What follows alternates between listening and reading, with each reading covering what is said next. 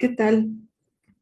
Bienvenidos al seminario Innovación Educativa en el Paradigma del Aprendizaje y Enseñanza.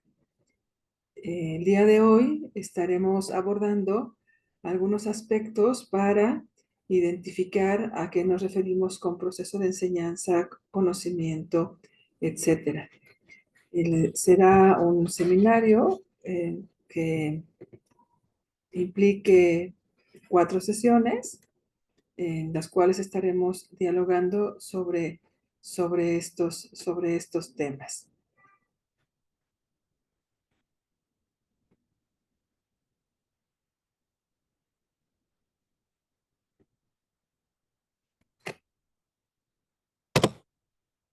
¿Cuáles son los fines de aprendizaje de este curso? Bueno, sabiendo que la mayoría de los estudiantes son profesores en algún nivel del sistema educativo, se espera que analicen algunas herramientas metodológicas que les permitan la configuración, diseño y desarrollo de proyectos innovadores que valoren la importancia del contexto pedagógico, tecnológico y social, producto del ambiente áulico como forma de abordar el paradigma del aprendizaje-enseñanza. Yo quisiera que pudiéramos reflexionar un poco, incluso en el nombre de este curso. No es innovación en el proceso de enseñanza-aprendizaje, sino es una innovación en el paradigma de aprendizaje-enseñanza. ¿Esto qué nos quiere decir? Que atendiendo a las tendencias actuales de observar, de análisis, de abordaje de los procesos de aprendizaje escolar, se identifica la necesidad de abandonar el enfoque magistrocéntrico. ¿En qué consiste ese enfoque? Bueno, en que la planeación, el desarrollo de las actividades, la misma evaluación, los contenidos, giran alrededor de la toma de decisiones del profesor. Es una corriente muy propia del siglo pasado que daba la parte activa al profesor, al docente, y observaba al alumno como un actor pasivo. Claro, tiene que ver también con las propuestas científicas de la época. Hace 100 años, bueno, recordemos que estaba floreciendo la psicología como una ciencia positiva. Entonces, la psicología positiva engendró algo que le llamamos el positivismo. Y ese positivismo hablaba de una parte activa y una parte pasiva en los procesos de aprendizaje. Entonces, nuestro curso está precisamente en el otro extremo, dándole un lugar de mucha mayor actividad al alumno, eh, mientras que el profesor tiene que responder frente a ciertos retos que iremos abordando a lo largo de este curso. Es un planteamiento novedoso en donde, por supuesto, hay términos que se modifican, hay paradigmas que se retoman que son muy propios ya del siglo XXI. Por ejemplo, el hablar de estudiante y no precisamente de alumno, porque el alumno se construye, se visibiliza frente a un profesor en un aula de clase, en un contexto áulico, en una escuela, alrededor de un contenido. Sin embargo, hoy se espera que paulatinamente vayamos avanzando hacia la identificación y a la formación de estudiantes. El estudiante tiene características particulares. Se espera que aprenda, que estudie más allá de los límites de la escuela y la presencia del profesor. Es decir, es importante que un estudiante adquiera competencias o desarrolle competencias para seguir aprendiendo a lo largo de la vida.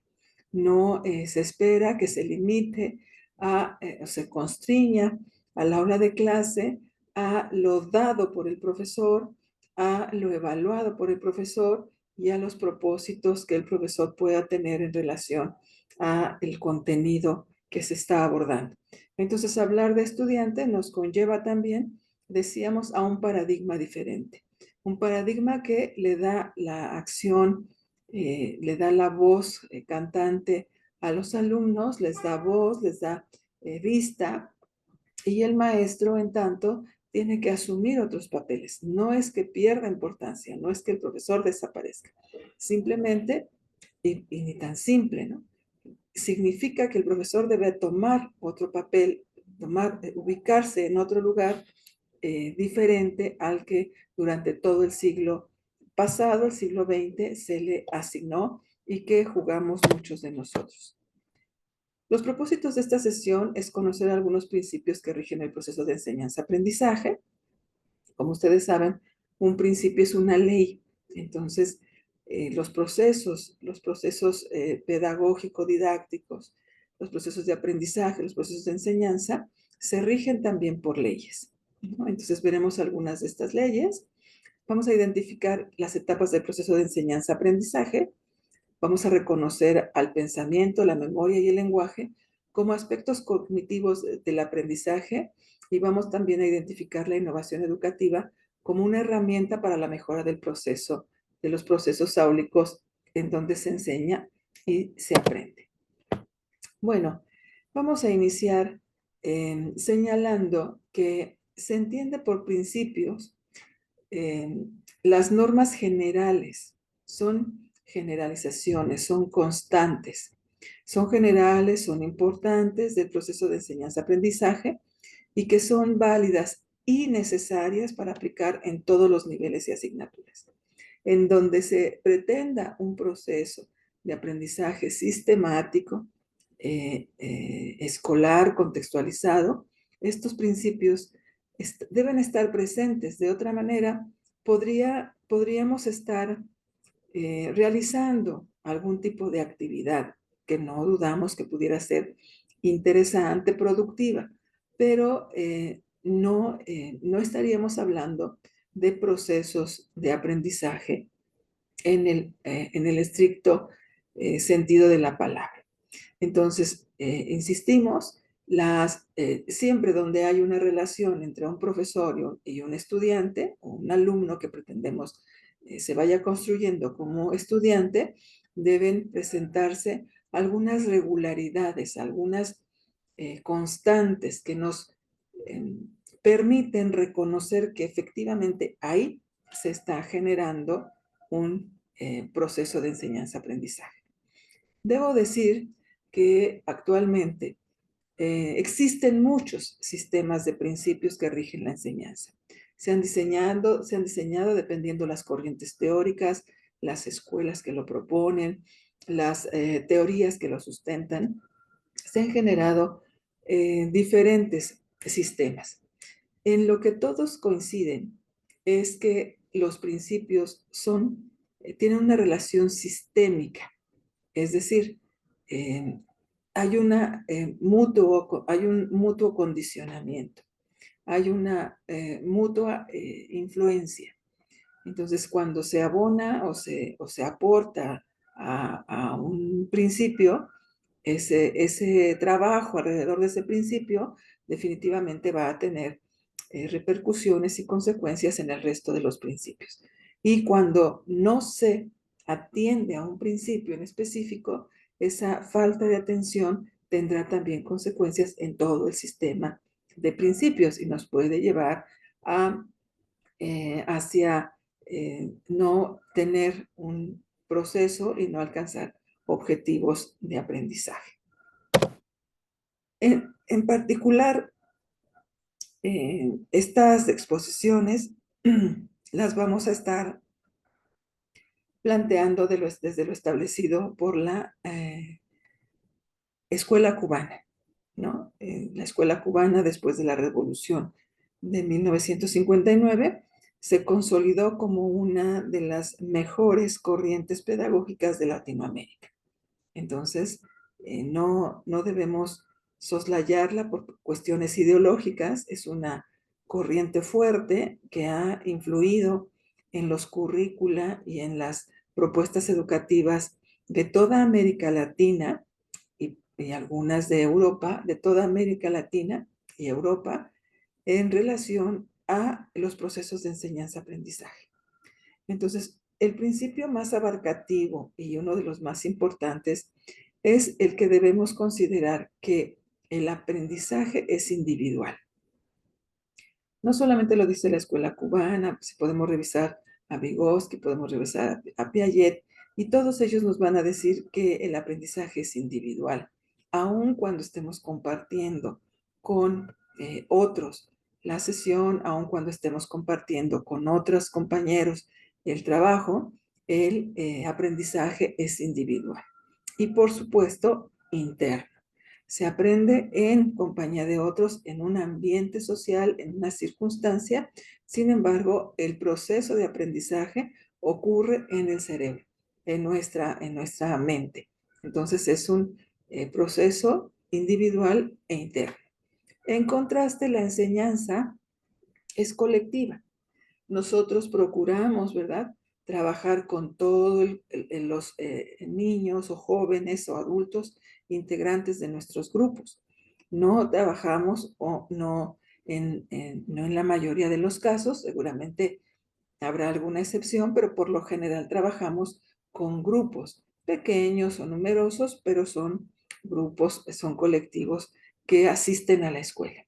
Entonces la enseñanza es colectiva. Enseñamos a todo el grupo. Y también, por supuesto, es externa. Entonces, la exposición es externa, el maestro presenta argumentos, el maestro va presentando y develando el conocimiento, el maestro trabaja, los alumnos se organizan, en fin, y va haciendo un proceso externo, pero que sin embargo, por supuesto, tiene una manifestación, se concreta en la mente, en el cerebro de los sujetos. Según esta escuela cubana, pues estos son los principios de la enseñanza. Para que algo se pueda considerar enseñanza, debe tener un carácter científico. Es decir, lo que se enseña debe ser producto de investigaciones científicas seriamente comprobadas. Es decir, opiniones, eh, creencias personales no deben ser consideradas como contenido de la enseñanza. El contenido de la enseñanza debe provenir de teorías, de escuelas, implica el manejo de conceptos y de cuerpos teóricos importantes que dan sentido al conocimiento que se está exponiendo en el aula. Tiene un carácter educativo.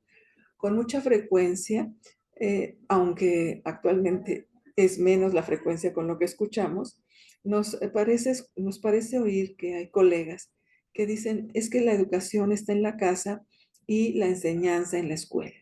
Bueno, desde el siglo pasado se asegura que los procesos escolares donde se enseña, donde se aprende, tienen también un carácter educativo. Es decir, también se enseñan valores, también se enseñan eh, cosas subjetivas, también se enseñan conductas, también se da una educación social. Es decir, no es el trabajo en el aula no gira alrededor de contenidos científicos.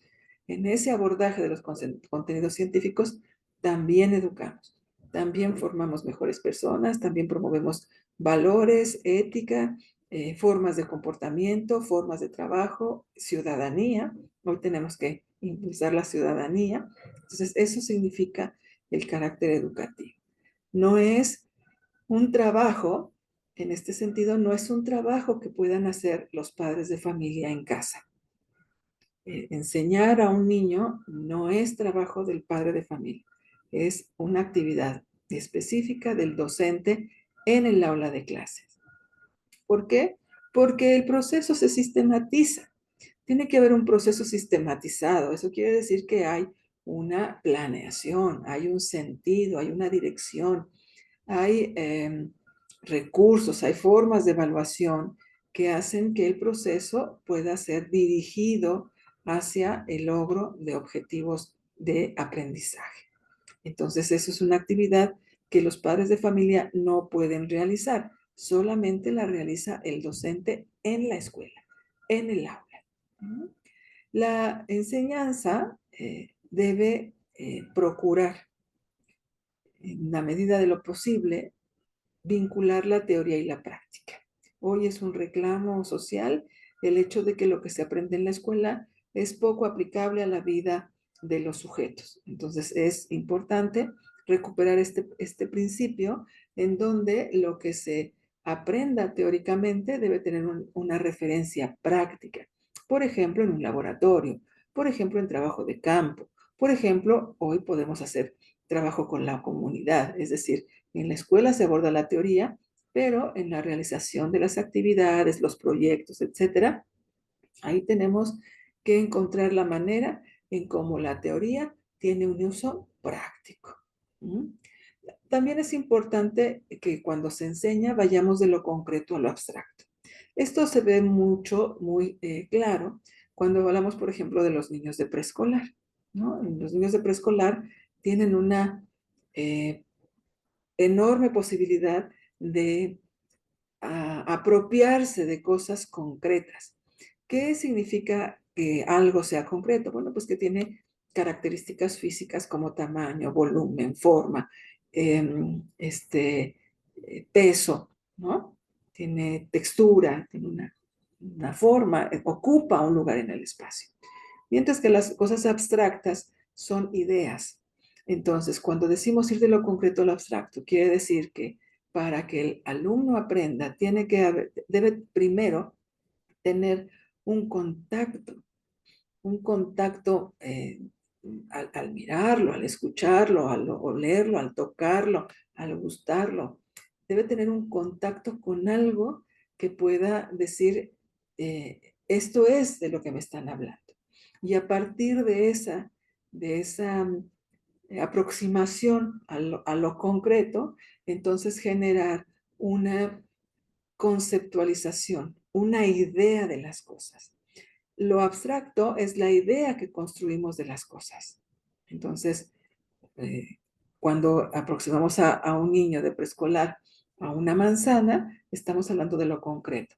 Pero en su trabajo la profesora irá buscando que el niño haga una imagen de la manzana que posteriormente él pueda evocar a una manzana sin que la tenga presente. Y ahí hablamos de una abstracción. Entonces, siempre procurar que el niño se aproxime a algo concreto y después ir abordando y generando las condiciones para que él vaya haciendo abstracciones de las cosas. Recuerden que nosotros pensamos a partir de ideas, de imágenes, no pensamos a partir de concreciones. Lo concreto es el punto de partida para poder ir construyendo de forma mental las abstracciones. Bueno, debe ser también un proceso consciente. Eso quiere decir que los alumnos deben participar de forma activa. Deben tener conciencia de que es el proceso de aprendizaje que les pertenece, es su proceso. Deben trabajar en él, deben involucrarse. A eso lo llevamos consciente. Debe ser asequible, es decir, debe ser planteada las cosas, dice Tobón, deben ser planteadas con sencillez y humildad. No es necesario en un proceso de enseñanza repetir autores a diestra y siniestra, ¿no? Abstracciones que poca gente puede entender en ningún nivel educativo. En ningún nivel educativo. Tiene que ser un discurso asequible que pueda llegar al público, al auditorio y que pueda ser comprendido. Entonces, un discurso arrogante, lleno de conceptos y abstracciones, dificulta el proceso de aprendizaje. Entonces, lo mejor es ser mesurados, tomar palabras que sean comunes para los niños y por supuesto, tenemos que ir ayudándolos a que vayan mejorando su dicción, su vocabulario, su redacción, todo eso sí, pero poco a poco, paulatinamente. ¿Mm? Y por supuesto, la enseñanza va hacia el individuo, va hacia la construcción y a la formación del sujeto en lo individual.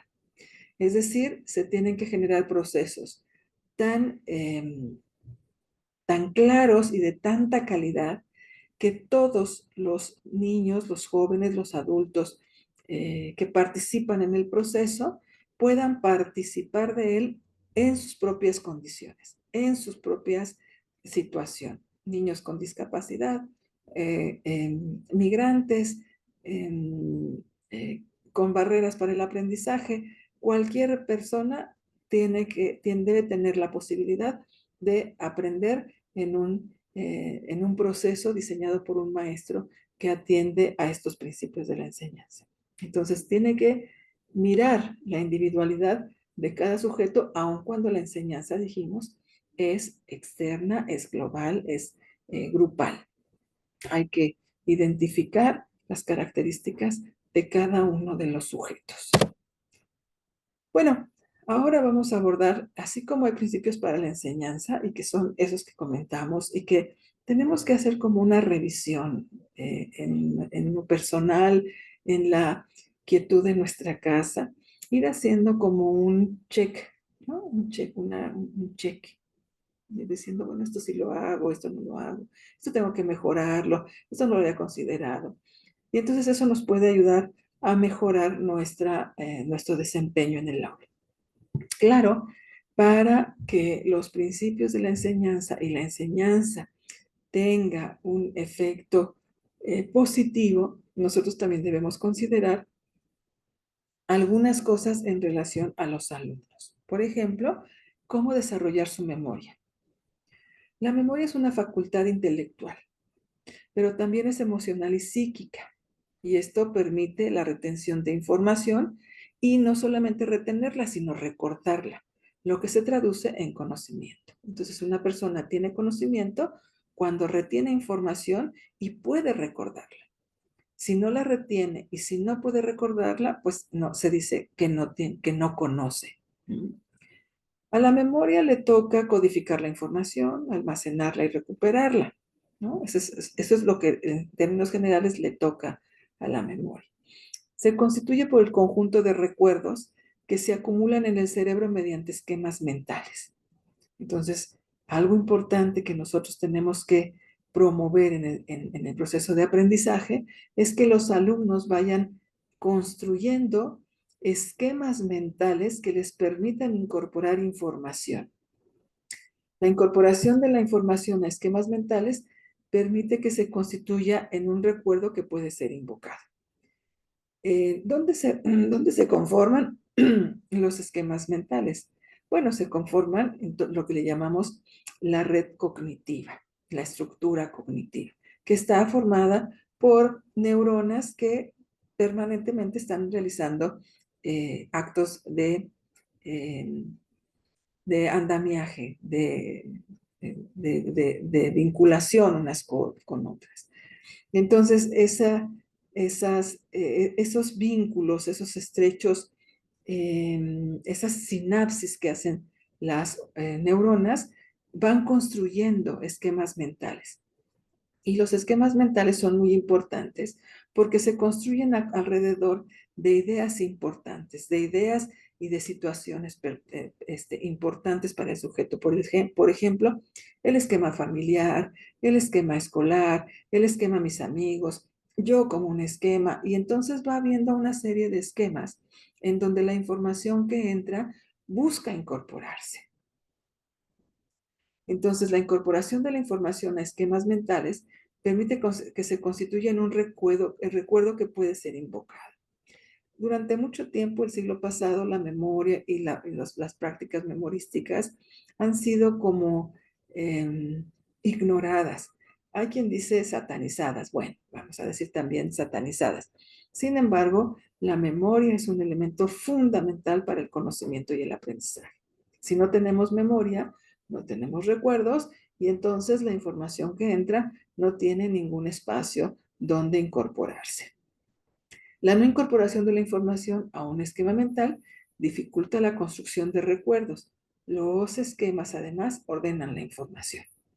Entonces, es muy importante crear y desarrollar esquemas mentales con los alumnos porque ordenan la información y ese ordenamiento de la información le da orden al pensamiento. Entonces, es importante que para la promoción, para eh, la conformación de esquemas, nosotros utilicemos algunas estrategias como son los mapas mentales, como son los esquemas, como son los resúmenes, como son el subrayado, todo eso que se puede hacer de manera externa en el proceso de aprendizaje y que refiere a un ordenamiento de la información, es importante para crear esquemas mentales. La contraparte de la memoria es el olvido, que obedece a las dificultades de asimilar la información en los esquemas adecuados. Entonces, si no hay esquemas, si no hay ideas que constituyan ejes alrededor de los cuales se van construyendo los esquemas, entonces resulta mucho más difícil la comprensión, el aprendizaje, y lo más seguro es que esa información se olvide. Ahora, el proceso de memorización está estrechamente ligado al proceso de aprendizaje. Sin embargo, la memoria se amplía cuando a través de los canales de percepción, nosotros ya sabemos lo que son los canales de percepción, se ingresa formación al cerebro para ser procesada. Entonces, todo empieza en cómo nuestros sentidos o canales de percepción nos permiten ingresar información a nuestro cerebro. Entonces, no solamente es seleccionar información de buena calidad para abordarla en clase, también es importante a la par buscar la manera de ir favoreciendo digamos, el desarrollo de los sentidos, el perfeccionamiento de los sentidos que nos permitan, cuando vamos a observar, observemos. Cuando vamos a degustar algo, lo degustemos. Cuando vamos a tocar, sepamos que estamos degustando. Y que esa información pueda ir siendo de calidad para que el procesamiento que hacemos en el cerebro también sea de calidad. Aun cuando el proceso de memorización se realiza en el cerebro, puede hacer referencia a sensaciones, emociones, colores, gustos y olores. Por eso le llamamos memoria. Hay un tipo de memoria que se llama sensorial. Es decir, mi memoria olfativa me recordó el perfume que usaba mi mamá. Sí. Ese sabor de la sopa que comí hoy me recuerda mucho a mi infancia. Bueno, son memorias sensoriales. Con frecuencia son de periodos cortos, ¿no? Me gustó, muy bien, y no lo vuelvo a recordar. Un nivel diferente es la memoria a corto plazo. Por lo general está referida a la información que se recuerda durante periodos de tiempo que pueden ir de minutos a horas, probablemente incluso a algunos días. Sin embargo, es difícil recordarla durante meses o años. Entonces, esta información también es importante, pero nos va a servir para otras cosas, para tomar decisiones prontas, para poder tomar decisiones de momento. Sin embargo, cuando hablamos de un proceso de enseñanza-aprendizaje, lo que queremos es llevar la información, el conocimiento a la memoria a largo plazo. Por lo general, esta memoria es está referida a la información que se recuerda durante periodos de tiempo largo que pueden ser incluso años, ¿no? Y que bueno, llegamos a la universidad y nos acordamos de cómo se debe escribir, cómo se debe leer, cómo se utiliza un libro, cómo se puede buscar un libro, en fin, es información que nos acompaña a lo largo de la vida. Sin embargo, la información por sí sola no ingresa al cerebro y se instala en alguna de las memorias. Esto tiene que ver también con la significabilidad que tenga la información. Una información obtenida, ingresada de una manera significativa, tiene muchas más posibilidades de alojarse en la memoria a largo plazo. La incorporación de la información a los diferentes niveles de memoria está relacionada con la capacidad de relacionarse con esquemas mentales existentes o crear nuevos esquemas. Entonces, si una información entra al cerebro y no encuentra un esquema, también está en la posibilidad de crear nuevos esquemas. Por eso nosotros aprendemos más. Por eso nosotros podemos acumular un stock de ideas que nos pueden ir generando elementos para aprender de forma permanente. Otro principio que debemos considerar es el pensamiento. No es lo mismo la memoria que el pensamiento. El pensamiento es el resultado de la acción de procesar la información. Ingresa la información por nuestros sentidos, llega al cerebro y ahí se da un procesamiento de la información, que es esta búsqueda de los esquemas mentales, que es este acomodamiento de la información de manera adecuada, ¿no? Es esa acción de procesar la información incorporando al cerebro lo que se sabe y lo que se ve, lo que se siente, lo que se oye, lo que se toca y lo que se degusta. O sea, es eso. Nosotros tenemos que afinar nuestros sentidos para que la información que llega a nuestro cerebro sea una información de calidad. Ocurre mediante actos que se llaman actos mentales, conformados por tres momentos. La entrada de la información, que se le llama input, el procesamiento de la información y la salida de la información, que se le conoce también como output. Existen procesos mentales inferiores, así se les llama, no porque tengan menor importancia, sino porque son los primeros que se tienen que ir conformando, que se manifiestan en acciones como la comparación, agrupamiento, la selección, la elección, el igualamiento, etc. Estos procesos mentales inferiores es muy común observarlos en preescolar y en la primaria baja, ¿no? Son procesos mentales básicos, inferiores, que los niños tienen que realizar, ¿no? Para ir conformando un esquema mental. También se identifican procesos mentales como la organización. Estos tienen un grado de dificultad y de complejidad mayor. La organización, discriminación, las inferencias lógicas, las conjeturas, el establecimiento de relaciones entre información son procesos que necesitan de los procesos básicos como la selección y la elección de información. Entonces, estos procesos son muy propios de los niños de la primaria alta, de la secundaria y también de la preparatoria. De hecho, estos procesos ya nos acompañan a lo largo de nuestra vida, ¿no? Cuando leemos los diálogos de Platón, pues vemos lo que son las inferencias, la lógica que nos está presentando y nosotros mismos hacemos inferencias.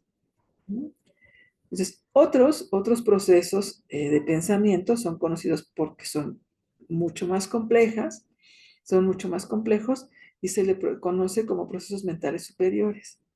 Ahí nos encontramos con la crítica, ¿no? Con la opinión, la toma de decisiones, el planteamiento y la solución de problemas, en fin. Son procesos mentales que ya nos hablan de madurez cognitiva, que ya nos hablan de una estructura cognitiva fuerte, amplia, que permite que el sujeto pueda seleccionar información, comparar información, organizar la información, discriminar información, hacer inferencias, relacionar una información con otra, recuperar información en más de una fuente, en fin, ya tiene otras características que son mucho más propias de un pensamiento adulto.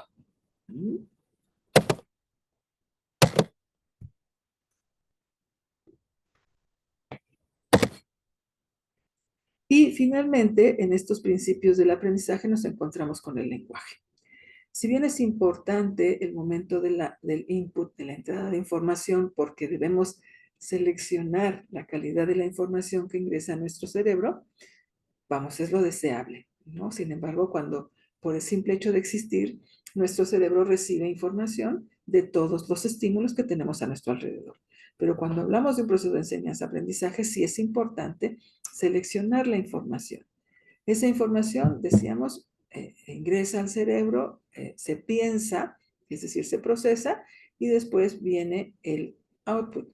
Y esa salida de la información solamente se puede observar a partir de lenguajes y acciones. Entonces, Si la información que ingresa al cerebro es importante, en la misma medida lo es el lenguaje, porque es el medio por el cual se manifiesta el pensamiento. Vygotsky, ¿no?, es uno de los más afamados teóricos que abordan esto en su libro Pensamiento y Lenguaje. Entonces, el output es la salida. El lenguaje muestra lo que estoy pensando, y no solo eso, sino cómo lo estoy pensando. Lo estoy pensando de una manera sistemática, ordenada, asistemática, desordenada. Entonces, eso va impactando en el lenguaje, sobre todo en el lenguaje escrito y en el lenguaje oral. Sin embargo, no son los únicos lenguajes. Cuando el pensamiento se manifiesta, puede tomar diferentes formas que conforman los tipos de lenguaje. Por ejemplo, el oral, claro. El escrito, el pictográfico, el mímico, el musical, el artístico, el matemático, el informático. En fin, nos encontramos, el científico, ¿no?, nos encontramos con una diversidad de lenguajes que nos permiten ir expresando nuestro pensamiento. Entonces, si hay que refinar la entrada, hay que poner atención en los procesos de transformación y de procesamiento de la información, pero también tenemos que afinar, refinar, mejorar los procesos de salida a partir de ir promoviendo el uso de diferentes lenguajes que nos permitan conocer la forma en la que el sujeto está pensando. El lenguaje es por mucho la forma más nítida de observar el pensamiento. Mediante el lenguaje se pueden conocer las cualidades del pensamiento. Es un pensamiento ordenado, desorganizado, concreto, abstracto, simple, lineal, complejo, etc. Un libro que les recomiendo en particular es uno que se llama La mente bien ordenada. El autor es Edgar Morin. Y ahí nos habla de esto, de la importancia de tener una mente ordenada. Más que una mente llena de información, es importante tener una mente ordenada. Ahora, aquí están, pues, estas etapas del proceso de aprendizaje. Aquí está el input, el procesamiento, el output, y cuando lo que se aprende se usa para mejorar, para llevar a cabo una tarea, para concretar una acción, para poder solucionar un problema, cuando se usa, entonces se dice que se aprendió, ¿no? No solamente se memorizó, sino también se aprendió. Cuando tenemos la oportunidad de darle un uso a lo que sabemos, a lo que procesamos, entonces se dice que estamos aprendiendo. Estrategias que nos permiten favorecer el aprendizaje. Bueno, incluir todos los sentidos al momento de aprender. Eso es fundamental, ¿no? Pero también procurar ir afinando los sentidos. Establecer relaciones entre lo que se ve y lo que se sabe, en lo que se observa, en lo que se piensa y la nueva información. Proponer experiencias de aprendizaje mediado, es decir, donde el profesor no dé las respuestas, sino que sea un mediador entre los procesos de trabajo mental que hace el alumno y los contenidos. Entonces, el mediador diseña incluso las estrategias de aprendizaje. Relacionar la experiencia con la práctica, eso es muy importante. ¿Primero se va a la práctica o primero se va a la teoría?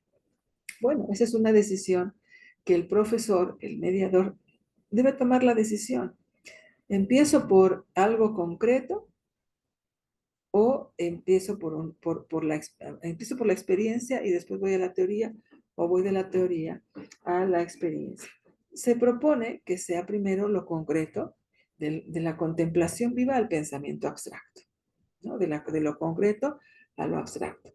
Entonces, de esa manera buscar usar lo que se aprende. Promover el contacto con los objetos de estudio. El contacto no solamente teórico a partir de leer cosas, sino de observar, de tocar, de involucrarme, de sentir, de vivir una experiencia de relación con los objetos de estudio. Involucrar en la medida de lo posible a los alumnos en la toma de decisiones respecto al aprendizaje. Como pretendemos un aprendizaje activo, entonces debemos involucrar a los alumnos en la toma de decisiones. Me queda claro que no es una situación sencilla de principio, ¿no? Pero nada en principio es sencillo. Todo va teniendo su grado de evolución y conforme los alumnos se van familiarizando en una forma diferente de aprender, pueden tener mejores participaciones y pueden tomar cada vez más una acción más activa en el proceso. Promover la participación activa, física y cognitivamente. Me refiero a que recuperemos a Rousseau. El hombre tiene que aprender en la naturaleza, pero tampoco se trata de que nos la pasemos en la naturaleza, en el patio, en las escaleras, también en la actividad puede ser cognitiva. Y eso es una parte activa. Vincular los conocimientos escolares con la vida cotidiana.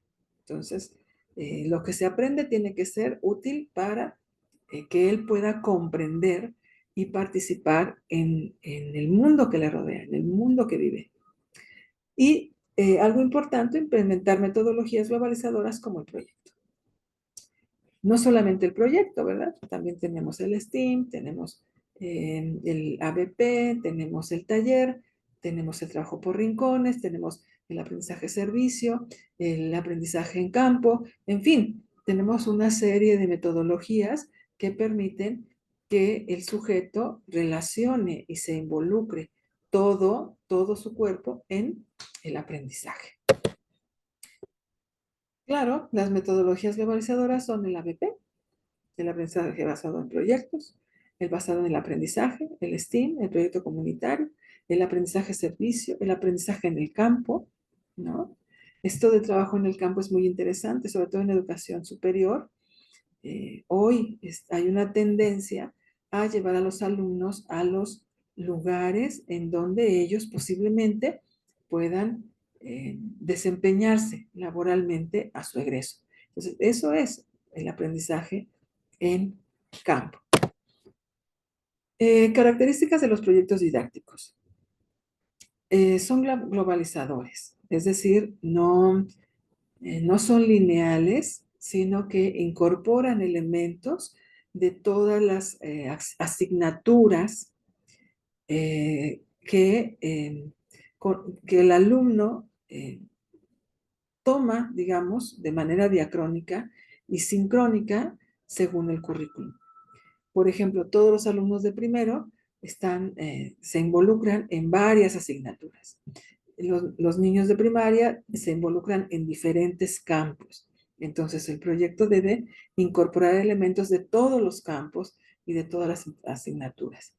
Es un proyecto integrador porque busca que lo que se recupera de los diferentes ejes, campos, asignaturas, vaya girando alrededor de un problema y que lo vaya resolviendo. Es multidisciplinario. Eso lo hace importante, porque lo multidisciplinario nos lleva a reflexionar que no necesariamente tenemos que estar abordando las grandes teorías, sino que en el proyecto usamos la teoría. No tenemos que abordar la teoría, tenemos que usar la teoría para ir solucionando, para ir desarrollando el proyecto, y hoy lo que se espera es que solucionemos problemas sociales de contexto. El proyecto debe ser flexible, porque ya sabemos que si hacemos una programación rígida, lo más seguro es que en un mes nos encontremos con que tenemos una lista gigante de cosas que no hemos realizado. En lo personal, les sugiero que cuando vayan a hacer un proyecto tengan una buena, muy buena y clara idea de a dónde quieren llegar. Eso es fundamental, una buena y clara idea de a dónde quieren llegar.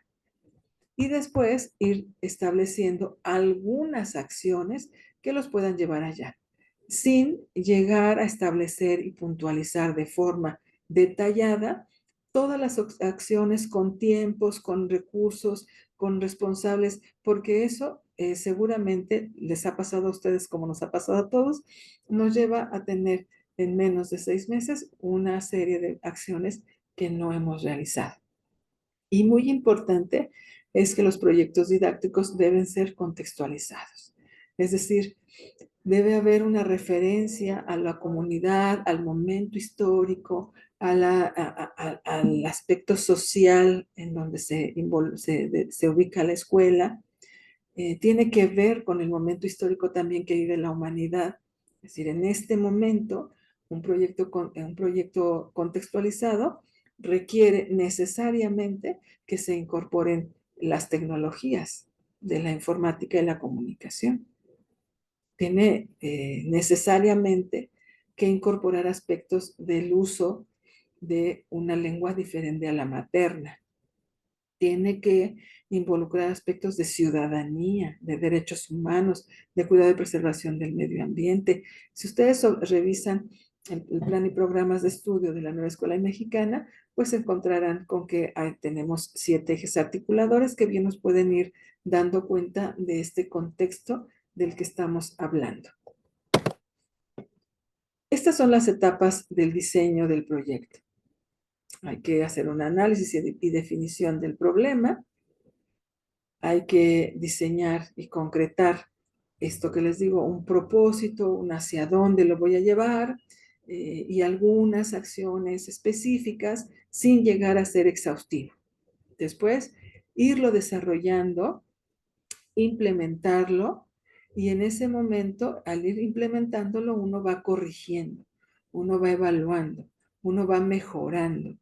Y finalmente, la evaluación del proyecto, que como ustedes saben, aun cuando se pone como una etapa final, la evaluación es un elemento que corre a lo largo de todas las etapas del proyecto.